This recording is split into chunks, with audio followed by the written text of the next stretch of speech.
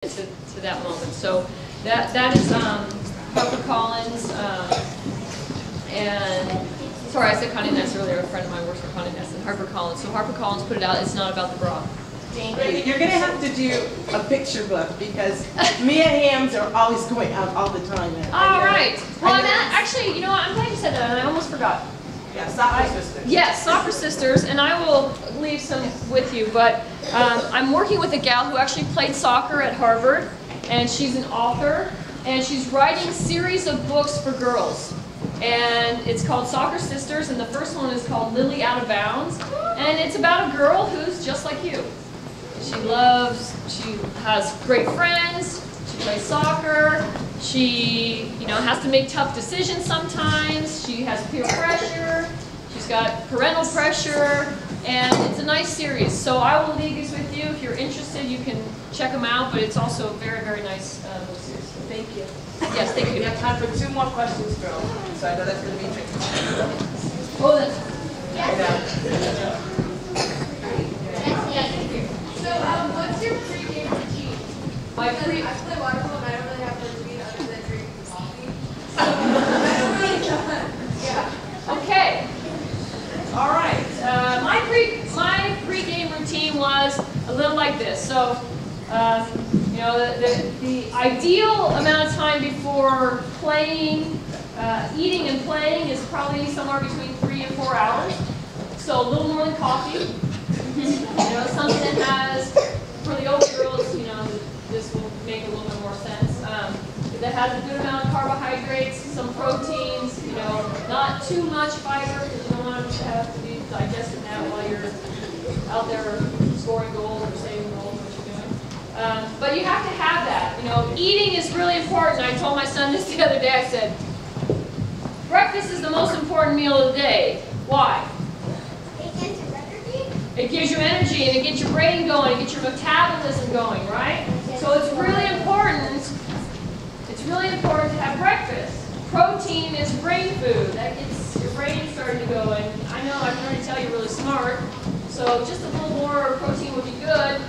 Carbohydrates, because you're going to use that as fuel. So I would have a peanut butter and honey sandwich with a banana, and depending on if our game was in the early afternoon or evening, it could be a little bit of chicken, maybe some pasta if you like. But I always went with peanut butter and honey and banana. That was my go-to, and lots of water for me. And then I think the routine. Just a second, we'll get to one more question. For some reason, I wouldn't call it superstitious, but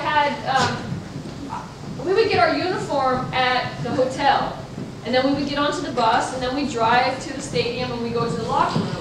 Well, a lot of my teammates, I'd say the majority of them, put on their uniform and their warm-up stuff at the hotel, and then we rode to the stadium, and they ordered me to be dressed.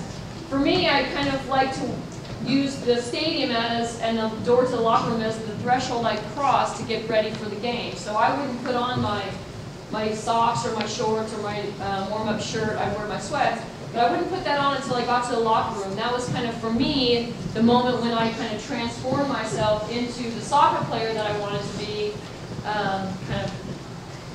You see my face? Got a little game face on there.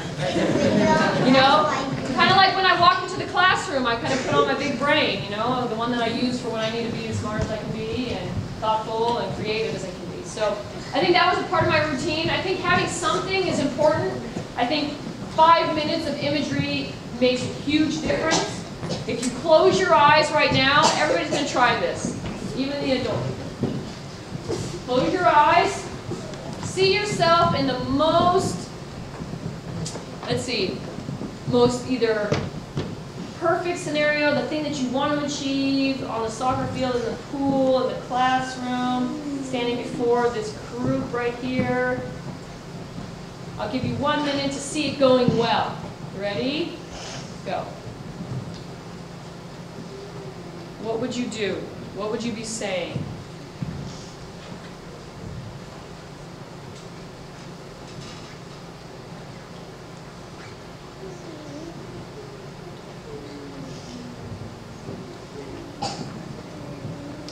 Okay, good. So So if you use that technique over time, what's going to end up happening is you're going to see yourself doing all these things that you want to happen. If you don't spend any time doing any kind of imagery, you don't know how you're going to fulfill that situation because you've never seen yourself do it. So I would recommend 5 minutes at night, maybe before you go to bed, 5 minutes before you go out to the pool, seeing yourself doing all the things that you've been working on and training on and the things that you want to see happen. Macy. How many soccer teams have you been on? How many soccer teams have I been on? Well, you saw the one in 1979. Good hair days. Let's see. 1, 2. Really, I'm going to try and count this. I didn't play on very many. I'll tell you, it was a little bit different than back then. You know, teams now travel. Players come from all over.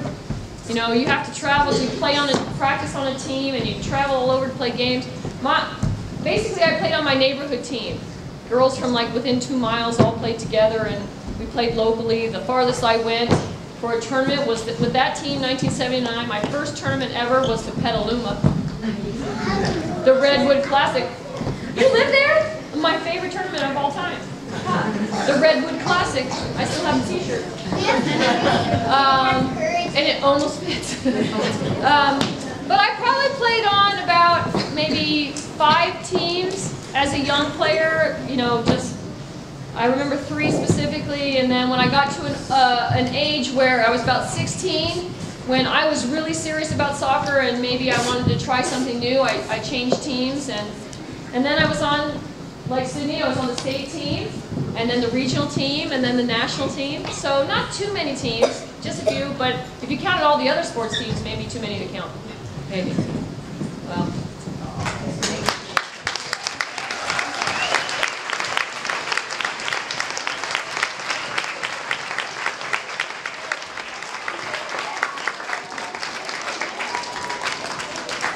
We are so blessed, and I think we can all say that Brandi come to Hamlin anytime she wants to. Wouldn't we welcome her?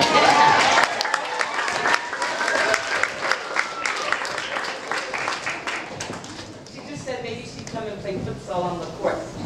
We can do that. One day we're going to have Brandi. You talked about envisioning something, and I'm just going to put this dream out there to the world. And there's my director of advancement, and there are my PE teachers. When I close my eyes, I envision Hamlin as this amazing urban campus, but with the athletics facilities to support excellence for girls.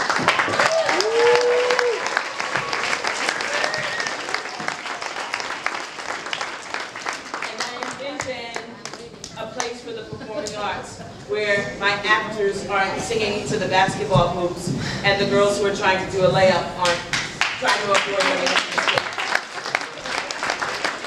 So we're dreaming big. And also, I don't want to embarrass Shelly Beneghetti, but when I look at her, I want to introduce you because I don't know, so this is a woman who has done amazing things for the city of San Francisco and girls and sports and for Hamlin in particular. You should come meet Brandi Chastain. This will be nice to do.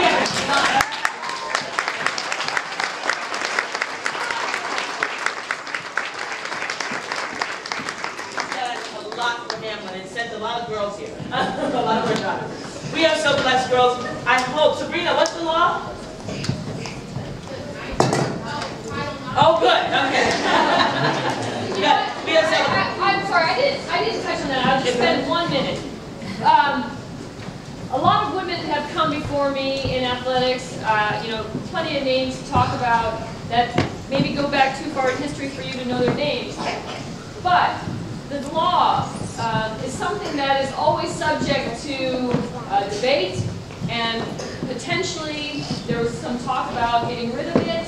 And so Title IX, as a law of opportunity and education for you ladies, is important. Just because it exists doesn't mean it always will.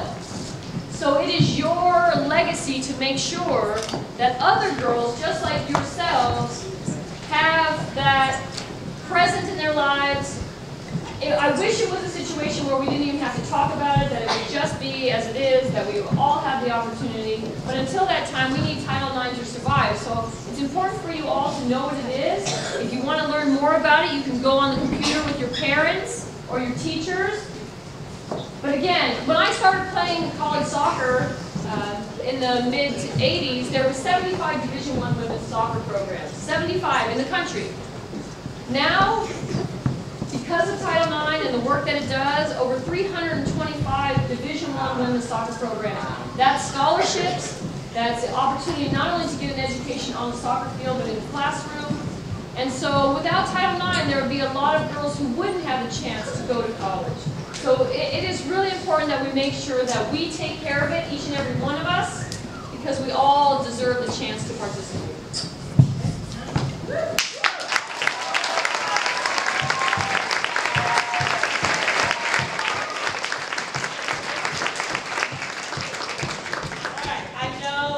I know you want to see her more.